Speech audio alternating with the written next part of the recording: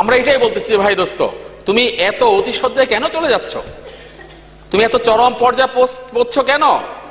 তুমি ফিরে আসো, তোমার স্বাভাবিক হালত হোক, অস্বাভাবিক হালত যেটা সেটা কিন্তু মাজনুন।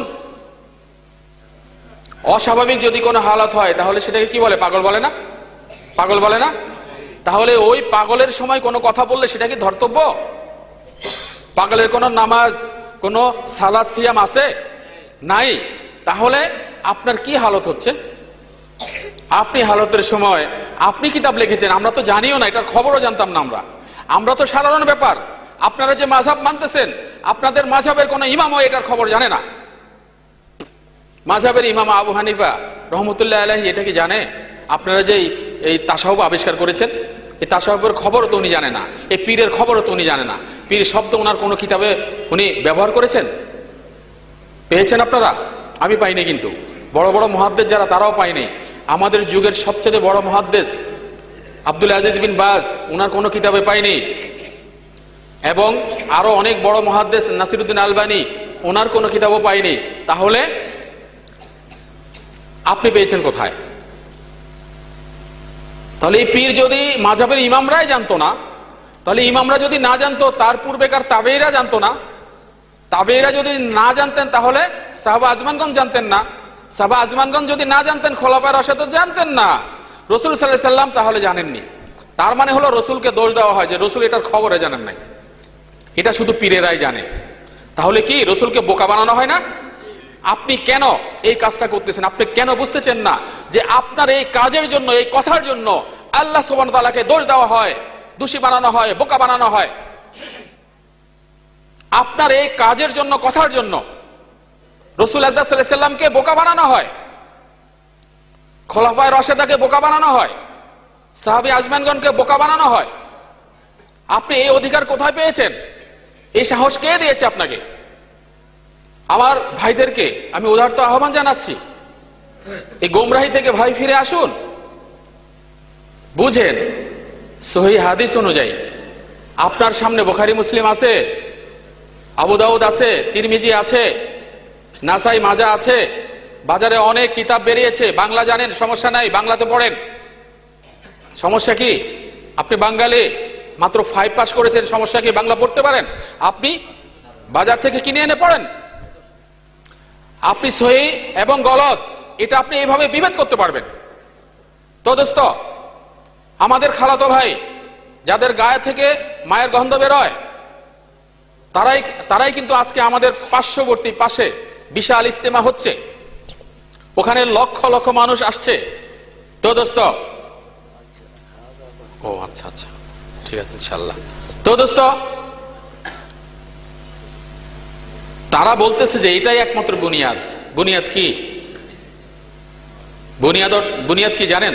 বুনিয়াদ শব্দের অর্থ হলো শিকড়, স্তম্ভ, কিবা ফাউন্ডেশন।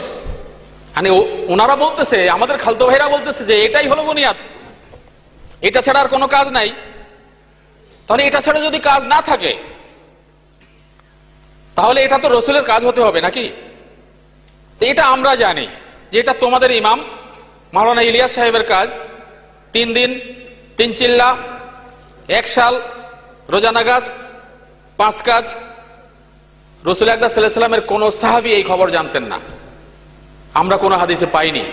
আমাদের আপত্তি শুধু খালাতো ভাইদেরকে এটা বলতেছি, তোমরা করো, সমস্যা নাই, কিন্তু রাসূলের তরিকায় করো, আমাদের কোনো সমস্যা নেই, আমরা সহ করব। তোমরা রাসূল আকরাম সাল্লাল্লাহু আলাইহি সাল্লামের তরিকায় করো। আজকে আমাদের পার্শ্ববর্তী তোমরা যেখানে অবস্থান করতেছো কিবা করবে, আমরা তোমাদের সাথে যে তোমাদের পরিসর আরো বাড়িয়ে দিতাম, কিন্তু আমাদেরকে ওই সুযোগ তোমরা দাওনি। তোমরা নিজেদের বানানো তরিকায় কেন চলতেছো? এটাই শুধু আমাদের আপত্তি। তোমরা ভালো কাজ করতেছো, প্রাথমিক স্তরে ভালো কথা বলতেছো। যে লোক সালাত কখনো আদায় করেনি তাকে তোমরা সালাতি বানিয়ে ফেলছো, সে সালাত আদায় করে যথাযথ, হোক আর না হোক, তার একটা অভ্যাস হচ্ছে, সে একটা ভালো কাজ করছে। কিন্তু এটা কোন তরিকায়? একজন মানুষের বানানো তরিকায়? ওই মানুষের তরিকা কি গ্র্যান্টেড? তাহলে আমাদের আপত্তি শুধু এটাই, সমস্যা নাই ভাই, আমি তোমার সাথে ইজতেমা করব, কিন্তু শর্ত হলো তুমি রাসূল আকরাম সাল্লাল্লাহু আলাইহি ওয়াসাল্লামের তরিকা অনুযায়ী করো, আমিও করব, আমিও থাকবো তোমার সাথে। আমাদের সাথে আর কারোর সাথে কিন্তু বিভেদ নাই, শুধু এই সামান্যতে বিভেদ যে তুমি আল্লাহর সন্তুষ্টির জন্য করো, আমি আল্লাহ সুবহানাহু ওয়া তাআলার সন্তুষ্টির জন্য করি। কিন্তু আমি তো রসুলকে আমার পীর মানি, তুমি কেন একজন মানুষকে পীর মানো? তাহলে তুমি যে গঙ্গুইকে মানতেছ, তুমি যে জৌনপুরীকে মানতেছ, তুমি যে আশরাফ আলী থানভী সাহেবকে মানতেছ কিংবা মুজাদ্দেদি আল-ফিসানিকে মানতেছ, আমি তো তাদেরকে বাদ দিয়ে শুধু রাসূল আকরাম সাল্লাল্লাহু আলাইহি ওয়াসাল্লামকে মানতেছি। আমি তো কোনো সাহাবীকেও তাকলিদ করতেছি না, আমি তো শুধু একমাত্র রাসূল সাল্লাল্লাহু আলাইহি ওয়াসাল্লামকে তাকলিদ করতেছি। তাকলিদ শব্দের অর্থ আপনারা অনেক ভালোভাবে বুঝেন, এটা হলো অন্ধ অনুকরণ, অনুসরণ করা। আপনি অন্ধ অনুকরণ অনুসরণ করবেন কাকে? একমাত্র রাসূল আকরাম সাল্লাল্লাহু আলাইহি ওয়াসাল্লাম ছাড়া অন্য কাউকে নয়। তবে হ্যাঁ, একটা ফাঁক আছে। আল্লাহ সুবহানাহু ওয়া তাআলা বলেছেন ইয়া আইয়ুহাল্লাযীনা আমানু আতিউল্লাহ ওয়া আতিউর রাসূলা, এরপরে হলো আলা তুবতিলু আমালাকুম, যে আমার আনুগত্য করো। আল্লাহ সুবহানাহু ওয়া তাআলা বলতেছেন আমার আনুগত্য করো এবং আমার রাসূলের আনুগত্য করো, এই ছাড়া অন্য কারো আনুগত্য করে তোমাদের আমলগুলো নষ্ট করে দিও না। আর রাসূল বলতেছেন ফাআলাইকুম বিসুন্নতি ওয়া সুন্নাতুল খুলাফায়ে রাশিদিন, যে আমার সুন্নাত, আমার পদ্ধতি এবং খোলাফায়ে রাশিদার পদ্ধতি মানা তোমাদের জন্য জরুরি। তাহলে এখানে খোলাফায়ে রাশিদ, এটা সহিহ হাদিস, আমরা সবাই জানি।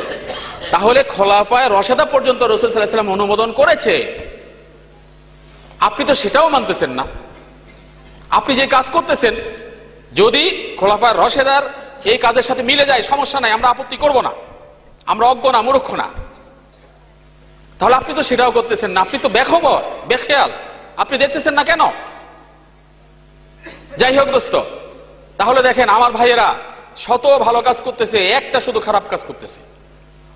আর আমরা বলতেছি তোমরা নিজেদেরকে শুধরিয়ে ফেলেছো ভালোভাবে, সারা জীবন মানুষকে ঠকিয়েছ, নিজের ভাইয়ের সম্পদ ভাইকে দাওনি, বোনের সম্পদ বোনকে কোরআন সুন্নাহ অনুযায়ী ডিভাইডেড করে দাওনি, নিজে সেটা হজম করেছ।